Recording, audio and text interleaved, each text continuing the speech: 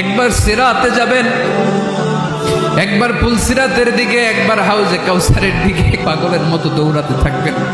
তার কোনো গুনাহগার উম্মত যাতে জাহান্নামে ঢুকে না যায়, সেদিন কেউ সুপারিশ করতে পারবে না বিশ্বনবী ছাড়া। এজন্য 5 নম্বর আল্লাহ বললেন, মান যাল্লাযী ইয়াশফাউ ইনদাহু ইল্লা বিইযনিহি। কার সাহস আছে, কার এত বড় বুকের পাটা কিয়ামতের কঠিন দিন আল্লাহর সামনে দাঁড়িয়ে সুপারিশ করবে? কারো ক্ষমতা, কারো ক্ষমতা নাই।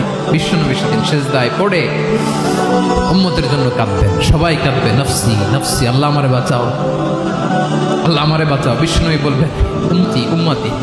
বিশ্বনবী আমার জন্য কাঁদবেন, আপনার জন্য কাঁদবেন, আমাদের জন্য সেদিন কেঁদে কেঁদে জাহান্নামের দরজায় দাঁড়িয়ে আমাদেরকে টেনে টেনে জান্নাতে ঢুকাবেন। এজন্য এই বিশ্বনবীর ভালোবাসা যেন আমাদের হৃদয়ে ভরপুর থাকে। আমার ভাইয়েরা, প্রতি শুক্রবার বিশ্বনবীর উপরে বেশি বেশি যেন আমরা দুরূদ পড়ি। আমরা যখন বিশ্বনবীর সালাম দেই, দুরূদ পড়ি, একদল স্পেশাল ফেরেশতা আছে যারা বিশ্বনবীর দুরূদটা নিয়ে সরাসরি বিশ্বনবীর রওজায় যায়, যে বলে অমুকের বেটা অমুক আপনারে সালাম দিয়েছে। বিশ্বনবী নিজ কবরের থেকে নিজেই সালামের উত্তর দেয়। বিশ্বনবীর ভালোবাসা যেন আমাদের হৃদয়ে থাকে, বিশ্বনবীর সুন্নাহ দিয়ে যেন আমাদের জীবনটাকে সাজাই করা যাবে ইনশাআল্লাহ। বিশ্বনবীর ভালোবাসা ছাড়া কেউ জান্নাতে ঢুকতে পারবে?